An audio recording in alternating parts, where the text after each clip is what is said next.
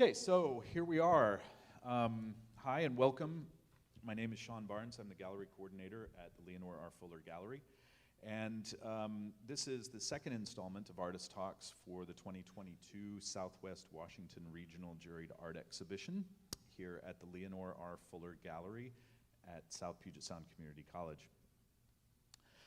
Before we get started, I just want to remind everyone that we are on Indigenous land. South Puget Sound Community College is located on the ancestral lands of the Stachos Band of the Squaxin Island Tribe and the Nisqually Indian Tribe, who have long been stewards of the region's waters, plants, and animals. The southernmost point of the Salish Sea, these lands were and still are a place of gathering, trade, and community for many Coast Salish peoples. We recognize that all who are not Salish peoples are visitors here. We commit to join these peoples to share their history, build relationships, increase representation, and restore the living world around us. So tonight, I am visiting with Jay Shepard and Frank Winters. Unfortunately, Jane Degenhart is not able to join us this evening, so we're going to talk about your work. And we can talk about Jane's too. And maybe we'll have some questions for her when we talk to her next. So I'd like to introduce the artists, and then we'll have a conversation till about 6:45-ish, and then we'll open up questions to the gallery. So Jay Shepard, over here, far right, is a native Washingtonian artist and longtime Olympia artist, working in wood and paint, and a regular contributor to the exhibitions at the Leonor Fuller Gallery. Jay has his MFA from Arizona State University and is a member of the Woodturners of Olympia and has served on its board. He is also a member of the American Association of Woodturners. Jay is a nationally recognized award-winning artist who is shown in Pennsylvania, Missouri, Arizona, Minnesota, and at many locations around the state. Frank Winters is a transplanted artist working in photography and mixed media from the East Coast and has been residing in Olympia for 3 years. Frank was the artistic director for the Westford Conservation Trust Annual Nature Calendar Project in Westford, Maine, and a member of the Bridge Gallery in Newburyport. I don't know why that one's a tongue twister for me. Newburyport, Maine. Frank, Massachusetts. I even have M.A. and not. Both of those are Massachusetts. Westbury, or we good? Did I blow it up? No? Okay. So Westford, Massachusetts. Got it. And Newburyport, Massachusetts. My apologies. Frank collaborated with poet Al Starkey, providing photography for his book of poems, Whistling Underwater. He served on the curatorial committee of the Cotuit Center for the Arts and has work in the permanent collection of the Cape Cod Museum of Art. So let's welcome both Jay and Frank. Great. Okay, just to orient those of you that are in the gallery, just to orient you towards Jay and Frank's work, if you're not familiar. Frank has this photograph that's on the hanging wall over here. It's the oceanscape, rocks in the foreground.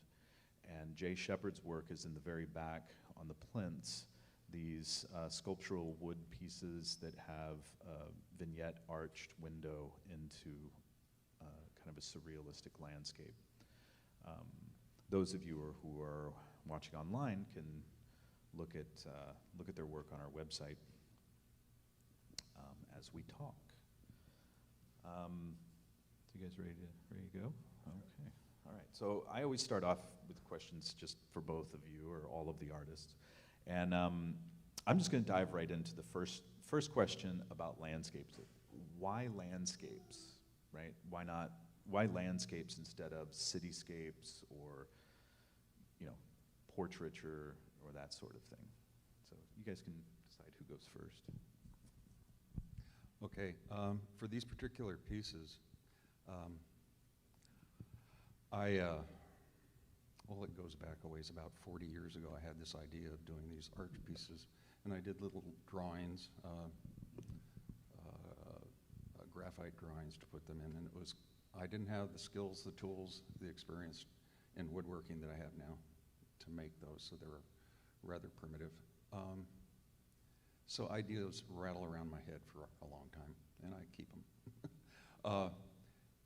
And my wife and I do a lot of hiking in the Southwest, in the Colorado Plateau area, and we really enjoy the seclusion, being there alone, and the experience of the wilderness. I remember my first walk down a canyon, a small canyon. It was called Crack Canyon, and it wasn't any wider than this room and narrower. And a raven flew over our head, and I could hear the sizzle of the wing of the feathers as he flew over. And those experiences, I take a lot of photographs too when I'm down there, and look at everything and absorb it. And those experiences, those emotions, those feelings, when I come back into my studio, that's what just comes out on the panel for these particular pieces. So I could talk more, but go ahead, Frank. Well, my approach to photography is to photograph wherever I am. So I annoyingly have a camera with me most of the time, and I take photographs, looking for something that interests me, for want of a better word. I've seen that quote attributed to so many different photographers. I photograph things that interest me. But then Sean will ask me, well, what interests you? How do you determine what to photograph? And generally speaking, it's geometry. It's a feeling of that I might be in a thin place. A thin place comes from an Irish legend. I know of it from an Irish myth, that there are places in the world that where the veil between this world and the next, or this world and the spiritual world, is thin. So you have a feeling which might be a chill, or it might be an aha, or it might be, that's going to look good in a photograph. Gary Winograd, a famous photographer, said, I take photographs to see what things will look like in a photograph. So very often I don't know if I've got something good or not until I look at it on the computer. There's a movie by Antonioni, an Italian director, called Blow Up. I think I told you about the movie, where a photographer is taking pictures for his own pleasure, and he takes a picture in the park, and bless you, and he goes back to his darkroom, and he develops the film, and he enlarges it, he blows it up, and he sees that under the shrubs in the park, there's a dead body. And he didn't notice it when he was taking the picture. And this happens to photographers all the time. You don't realize you've got something until you analyze it and look at it. And then you look at it again and you say, well, can I do something with this? What should I do with it? Because in the days of film, you had the darkroom to do your magic. Now we have the computer to do magic and the software to do magic. So I went back to the shoot. We took a trip out on the peninsula last year to discover it, because we love to hike too, but we're more familiar with Massachusetts and Cape Cod than we are here. We're just exploring. So we went out on the peninsula, and I took pictures as we hiked. And it's really only a few that are worth my time, it looks like. But sometimes I'll go back again, and in 2 years, and I'll find bingo, there's something great. But one of my favorite personal photographs has nothing to do with landscape. I took it in Flagstaff, Arizona, in an alleyway. And I turned down the alleyway, and we were headed for another part of town, and I looked, and I saw this composition staring me in the face. It's got about a dozen elements in it, and they all work perfectly. And it said, "You must photograph me," and I did. And it's with a phone. It's a fantastic photograph. And people say, "Is that a collage?" Because they can't believe that all those elements were there, but they were. And that's what I look for as I go through the world, you know, and I try to have a camera with me to capture it. So I want to go back to this idea of thinness, Yeah. because that kind of piqued my curiosity, and that there's that there is some sort of thin veil between the viewer, right, and being in a space or encountering an object or whatever. And so, just first off, for you, Frank, do you feel that veil is thinnest in the landscape? Is the landscape your primary subject, or is No, this? no. So it can be anything. Exactly. It can happen anywhere. Exactly. Yeah. Okay. So so, but what about that that thin veil in relation to landscape? Since you have a landscape Yeah, photograph sure. in this Sure, show. I do like to take the landscapes, and since Olympia, downtown Olympia, is a fascinating place to photograph. So I do a lot of that. The alleyways of Olympia, the graffiti, all of that. It's great. The architecture, the old with the new, great. But there's so much to see in the Pacific Northwest. It's really incredible. It's more incredible than, I knew it was great, but there are no beaches like that that I know of maybe in Maine, but by and large the beaches are sandy and you're from lovely. Massachusetts. Massachusetts, you know, you wade, and here you take your life in your hands and do what that fisherman's doing. But you know, the thin places I'm speaking of are somehow related to what you're asking, but aren't the same thing.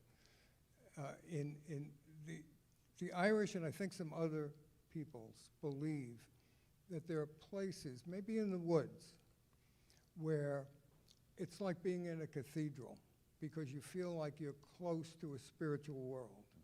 And it maybe psychologists could explain this away or whatever, but I've had that feeling in the woods particularly. Have you ever had that feeling, Jay? Oh, yeah. Yeah. Oh, yeah. Yeah. So, You want me to So expound? what was it yeah, like? yeah. Why don't you expound on things Expound like it. this for a minute? Like I said, described earlier with the hiking in the desert and the experience of the raven gliding over our heads, that's a spiritual experience. Standing out in the middle of eons of rock and wandering and wondering as you walk around and realize your finiteness compared to the infiniteness of not only the age of the earth, but the expansive nature of the universe. Yeah. Do you So- think art is connected to that in some way? Like, is art another portal or another way to engage with that thinness? Yes. Yeah, I think so. How? How? How? Have you ever walked into a museum? I'm sure you have, or a gallery, and just saw a piece. You didn't think about it. You didn't wonder what it meant. You just go up and you either take a deep breath, or it takes your breath away, or you say, wow, or you just feel like you're in the presence of the supernatural. And how do you do it? Sometimes you get lucky. You know, I think Mark Rothko is one of my heroes, and he's done that over and over and over again in his artwork. I walked into a museum and just stopped in the presence of his paintings, and it was like, this is what it's all about. And then also you get the cosmic joke. You know, we as creators wander around and create things and are looking for meaning in life and try to explain the meaning of life in our artwork and the meaning of being, and then we realize the meaning of life is what we've been looking for is right in our very nature of who we are again. So all that I've been looking for, I could have found right in my own mind, in my own experiences. So as my experience there in the desert, I found it right there. The desert piece has a little cairn mini. Cairns are markers along the trail to guide you in. So on the outside of my piece on the platform is a little cairn. I'm inviting the viewer in to the desert. The other piece is a seascape, and I have a little bench out there. The byline for that piece is about the cosmic joke. It's the byline is a bit of a poem. It says, "Come sit with me." Why? What are you doing? Contemplating the universe. Well, that's weird. Where are you from? Exactly. So, yeah. Did that help? I want to read something that I didn't want to screw it up, so I brought it to read rather than try to memorize it. This is something that I found when I read Walden, and it jumped out at me by Thoreau. It jumped out at me because it's different from the rest of the book, but I think it's the heart of the book. And it has to do with this discussion, I think. I long ago lost a hound, a bay horse, and a turtle dove, and am still on their trail. Many are the travelers I have spoken concerning them, describing their tracks and what calls they answered to. I have met one or two who have seen the hound and the tramp, and heard the tramp of the horse, and even seen the dove disappear behind a cloud. And they seemed as anxious to recover them as if they had lost them themselves. And that appears in the book out of the blue. You know, he's talking about living simply, and he's talking about economies, and he's talking about living in the woods. And all of a sudden he writes this, and then it goes on. And that's kind of the way it is, you know, this one gem. You know, they say of photographers, if you make 10 good photographs in your life, you're doing well. If you make one good photograph a year, you're doing well. Well, I try to do one a month, and, you know, be an overachiever, but you don't do many. And, you know, it's that looking for that ineffable quality. And, you know, I was saying to Jay, ineffable means something you can't put into words. So you create art, or you create something visual instead of trying to put it into words. And maybe it's because you're not a writer. I don't know. Could be. Your piece has that quality for me. I saw it, and I just, there's a sensuousness and an experience that you grabbed it, and it really works, and I bought it.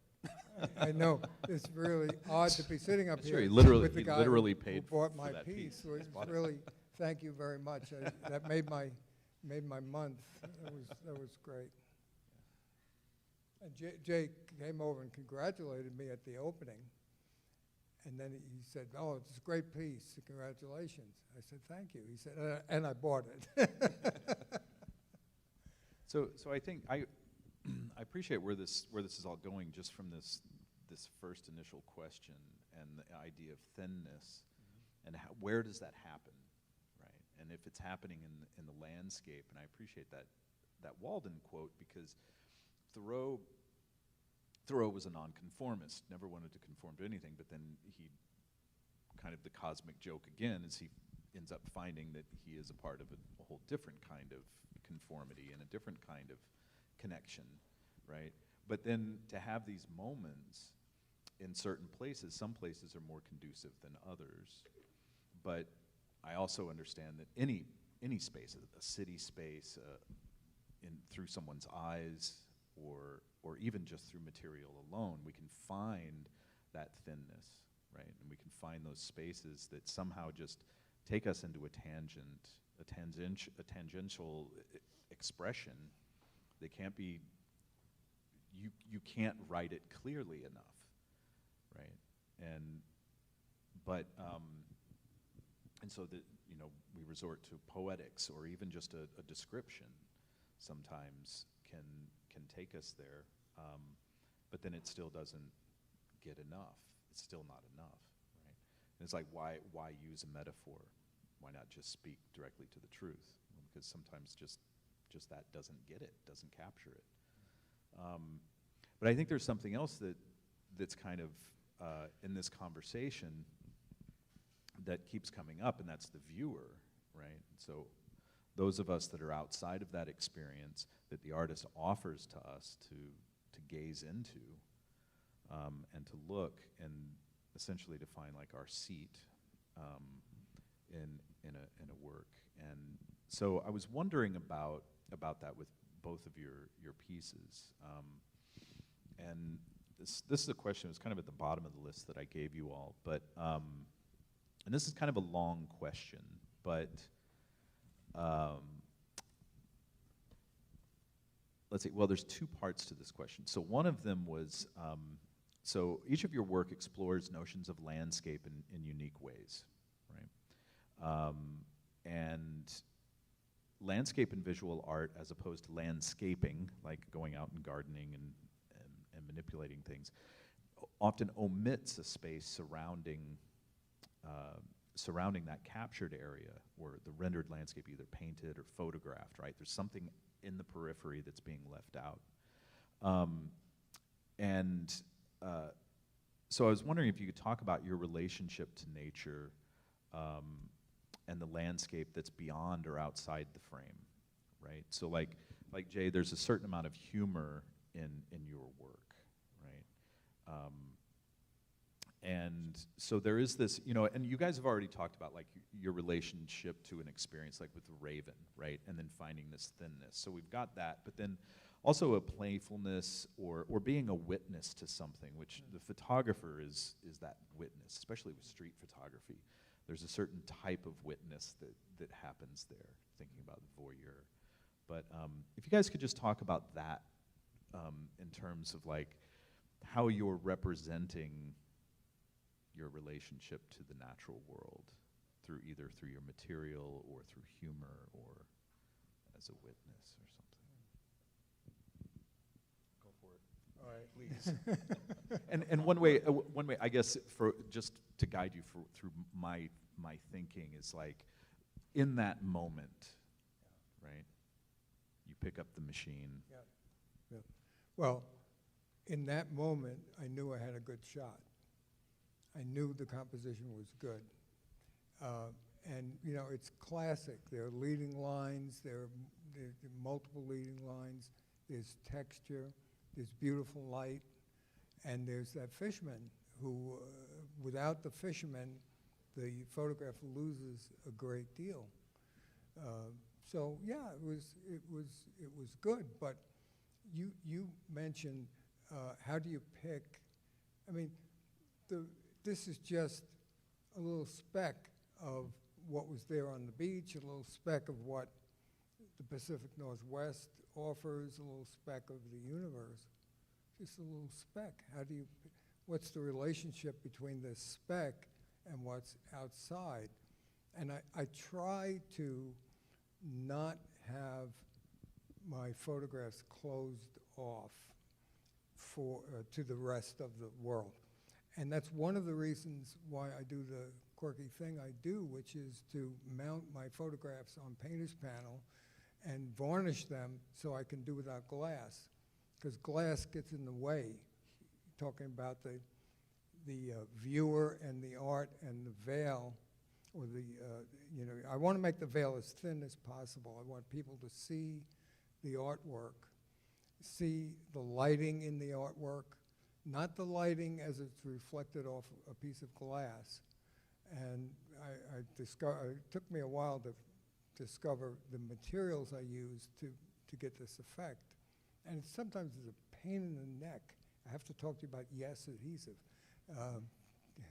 Sean recommended an adhesive which I'm using, and I think it's very good. But just things like that, doing a little bit something out of the box to make it easier on the viewer.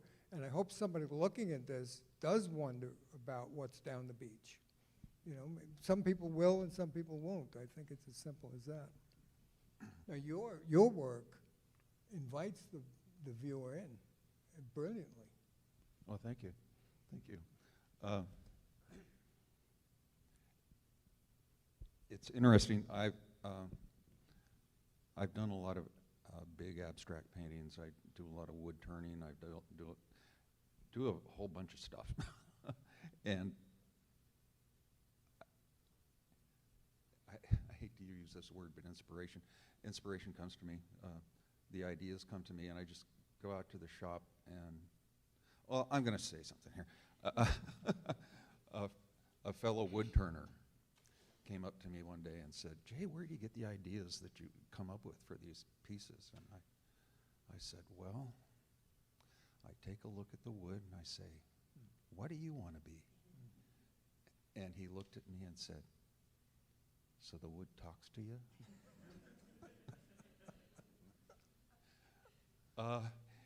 Inspiration comes in moments, in pieces. I wake up in the morning and I want to do this, or like I said, these ideas of these sculptural paintings, I've been toting around in my brain for 40, 50 years, and finally it comes out.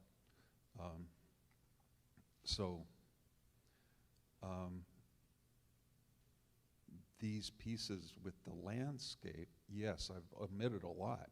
You'll notice in the desert pieces there isn't a stitch of botanical life in it at all. It's barren desert, but it's so beautiful there, and that's what I want to convey, is just this sensuousness of the desert, and the depth and spirit of it.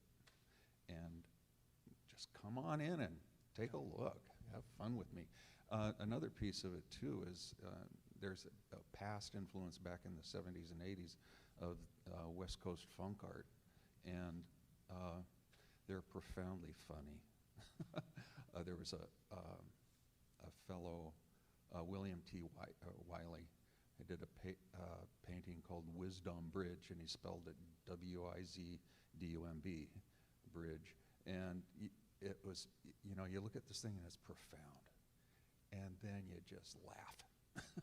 And that's what I would like for people to experience too, is just this wonderful amazement, and yet, like I said, the little poem that went with it, with the seascape.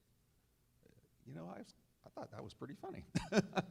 So that's what I like to do with these things, is the juxtaposition of the profound and the humor. Michelangelo said the same thing about marble. He looked at the marble and asked it what it wanted to be, or he discovered, he discovered the bear in the marble. Mm-hmm.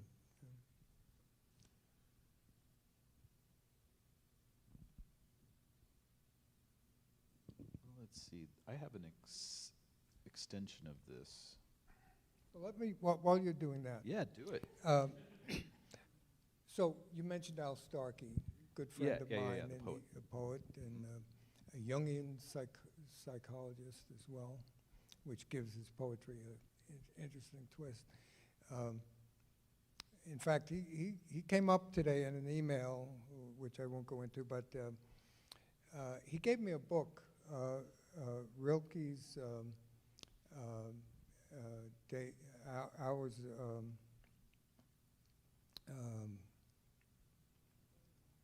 Book of Hours, thank you. Yeah, the brain is going. Book of Hours, and he gave it to me 4 years ago. I didn't read it until the other day, like 2 days ago.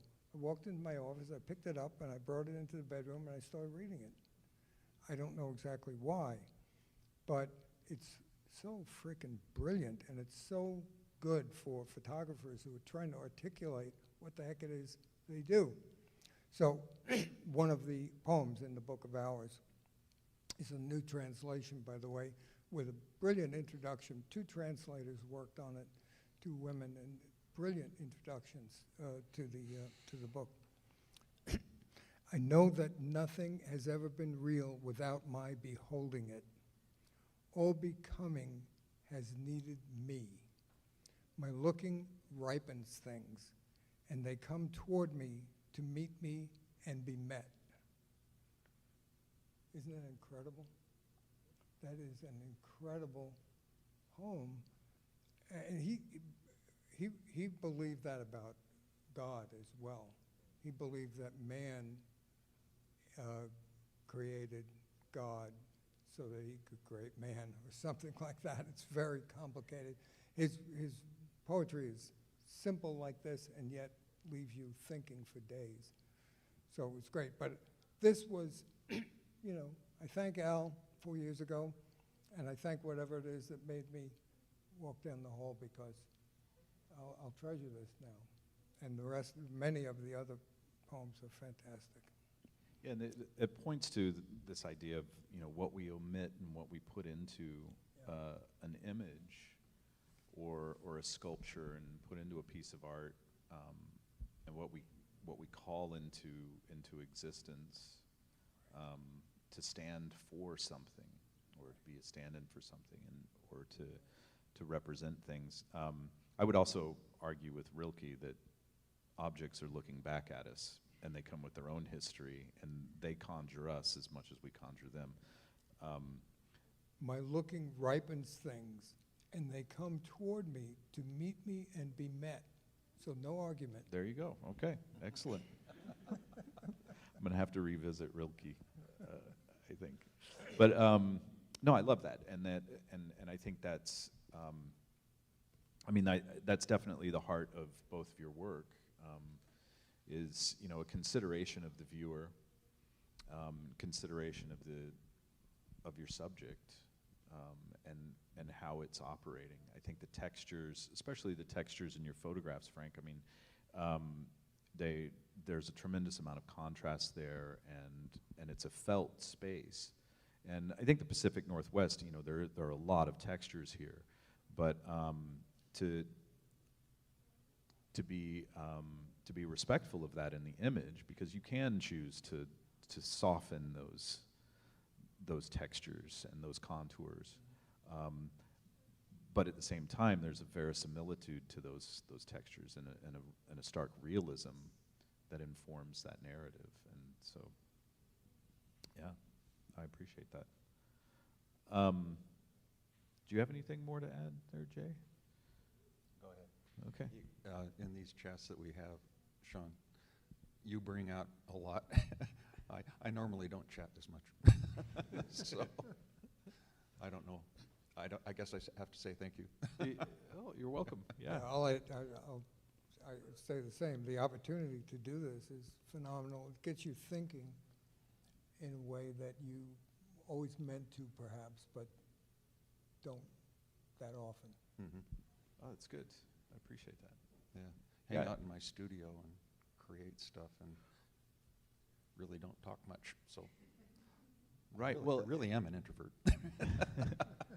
well, and that's a whole nother topic of discussion, is this idea of being in a studio space, right? That privileged space to where we have control of our material, or not control, but we have that freedom and that liberty to fail and recover ourselves in some ways, and we can experience pain, and it can come through the work, and it can also remind us of our pain, and it can also save us from our pain, right? And so it's this brilliant space where we can have these experiences, but then to verbalize it, or even to write about it, we may not embrace that opportunity, right? We just, or we might avoid it in some way.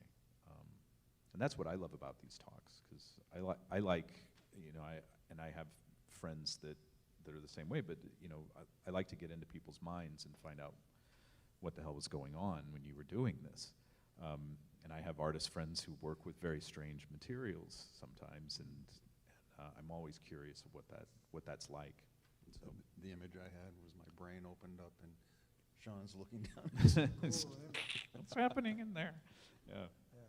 Well, I have another one then for you guys. But I don't know. All of these, we've been talking about all of this stuff. We've been touching on all of these things in different ways.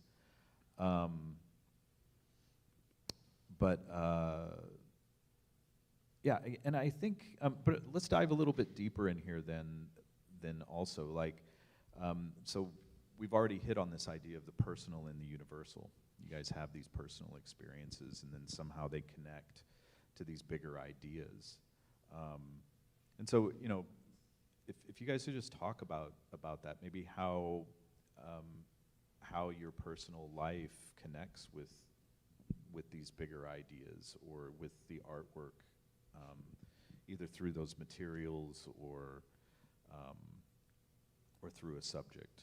You know, it could be with street art. You know, what is that connection to photography that you have?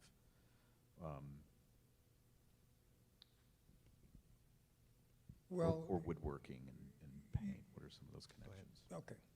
So one thing today, when you say connection, what comes to mind is social networking. Mm-hmm. And you know, it's a double-edged kind of sword, a tool. You mean like social media? Social media, yeah. You know, I have almost 5,000 Facebook friends, Mm-hmm. and most of them are artists or photographers. Mm-hmm. I have world-famous photographers that I chat with, which would never happen in the past. It would just not happen. So that's one kind of network. But the artwork, the network that the artwork represents is kind of the universal archetype feeling.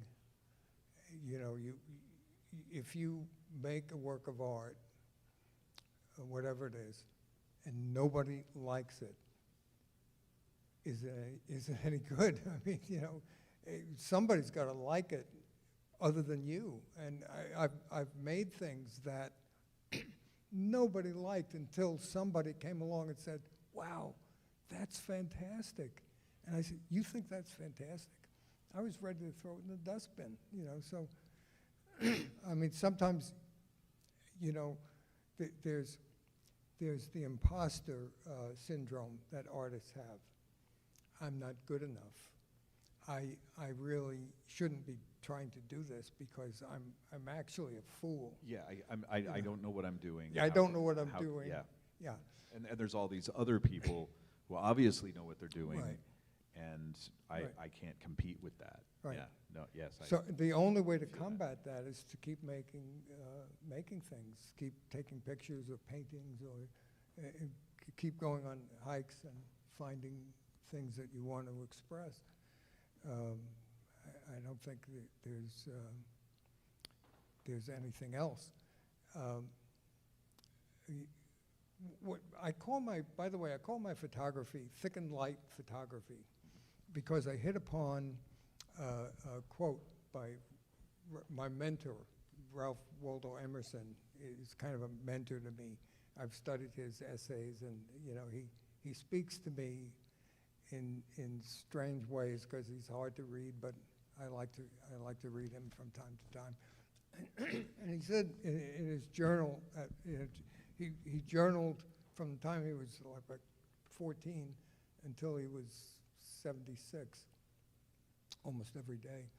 And he said, this world we live in is but thickened light. You know, this world, so if the world we live in is thickened light, shouldn't I be trying to capture that thickened light? And isn't that something that everybody should be able to appreciate to one extent or another? So I don't know if that answers your question, but those are the thoughts that came to mind. Well, yeah, and I Now think, you're you on know, the spot now, Jay. the question is open-ended. You know, it's you know, how does personal and universal connect in your work? You know, so no, I think those are great thoughts. Jay, it's your turn. Could you restate the question? Restate the question, please. Yeah, so I'll let's see. I'll go straight to my question here. So the personal and the universal come together in every artist's work, right?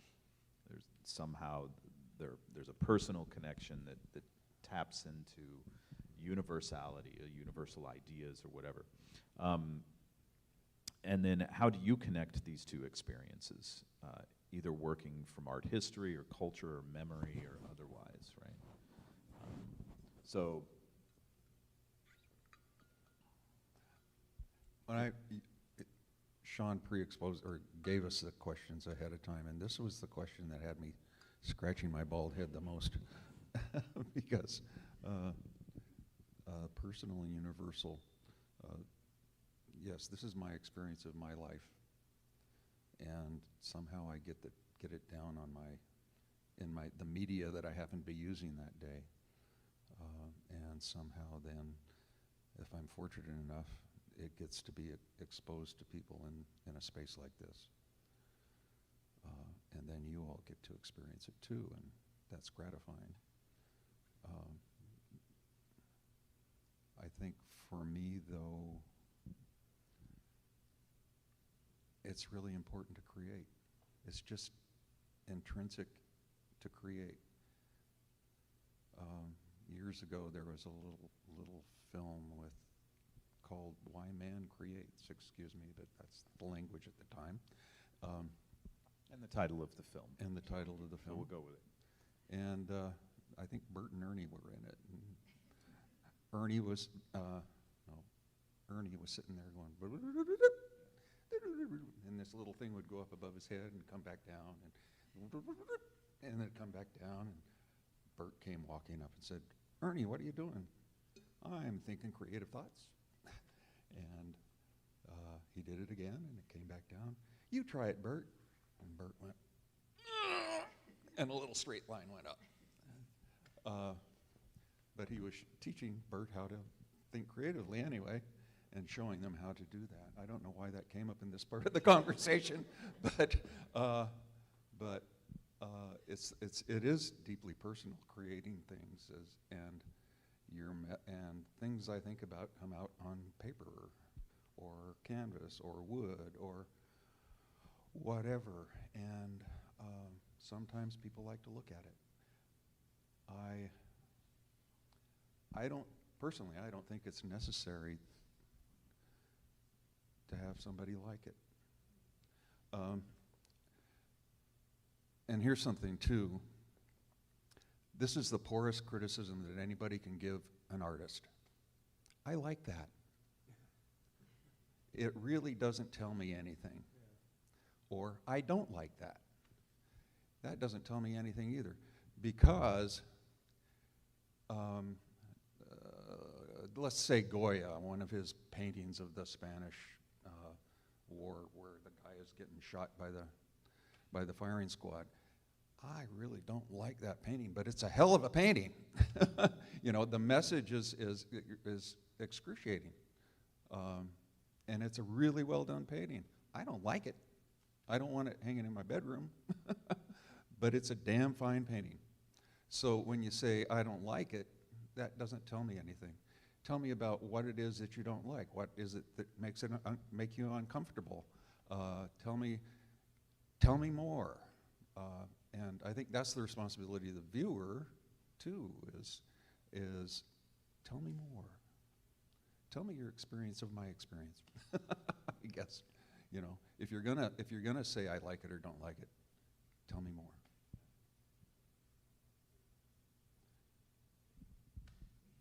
Did Did that help? Oh, absolutely, and there's no right or wrong answer here, because I mean, it's a human question, right? I mean, and that's the human experience. I think is sharing that, and then it's extended and shared, and someone else has that experience and carries that image or that object further through their own experience. If this painting makes you uncomfortable and that was my intent, I was successful. If this painting makes you laugh and that was my intent, I was successful. If it makes you laugh and that wasn't my intent, then I ought to go back and try again. Or it's still successful. It is successful in a different way. In a different way, yeah. And everybody's experience of a painting on the wall is going to be different too. You know, my experience of your photograph, I'm sure, is much different than other folks that come up and look at it. I was more taken by the texture of the rounded rocks going out and the sensuousness of the experience going back in, the fog and the distance, and then, oh, there's fishermen, you know. And other people would, I'm sure, go right up and say, oh, there's fishermen. Oh, and look at these rocks, you know. It's just a different way of looking at it and experiencing it. And yeah, what I look for is impact. You know, and I try to make things that have some impact. And when I say like it, I mean pay attention to it. You know, different people have different levels of ability or desire to pay attention. But, you know, saying, oh, that attracts me, okay, why? You know, that's nice, that's pretty, that's beautiful. Those are not, it's good to, when people say that, I suppose, but they're not very profound or meaningful. Yeah. There's something about art that you can have an experience with something like a flower, and you have it sitting in front of you, and it's a beautiful flower, and it can be a transcendent experience or not. Right. And I think a lot of good art will be a transcendent experience. It'll take you, for me, a lot of art is about causing an emotional reaction, is tapping into that side of the brain where you don't think, where you just have that emotional experience. And that's what I chase. That's what I chase in my work, is I want that. So a photographer whose name is escaping me said, I don't look for unusual things to photograph. I photograph ordinary things and make them look unusual. And I try to do that at times. But in this case, Emerson also said, of all the vaunted works of art, the masterstroke is nature's part. And in this case, boom, there it was. I just had to do a decent job of capturing it and processing it and all of that stuff. To be there in the moment. Right. Okay. Well, we've like touched on so many other questions, and I usually try to take notes after these talks, but so thank you guys. You're welcome. Thank you for talking about this stuff and fun. Entertaining my questions. So I'm going to open it up to the gallery now. If any of you all have any questions, I can bring the mic over to you. Anybody have any questions for Joe or for Jay or Frank? Great, you covered everything. I guess so. This is wonderful. I guess so. Yeah. All right. Exhaustive discussion. Great. Okay, well, so I guess if there aren't any questions, we will conclude this talk this evening. We will be wrapping up this exhibition on August 18th. And the gallery's open summer hours, Monday through Thursday, 12 to 6. We have a few holiday closures coming up for staffing and things like that. So, but be sure and come out and, if view this exhibition, and it's also available online. So, well, thank you very much.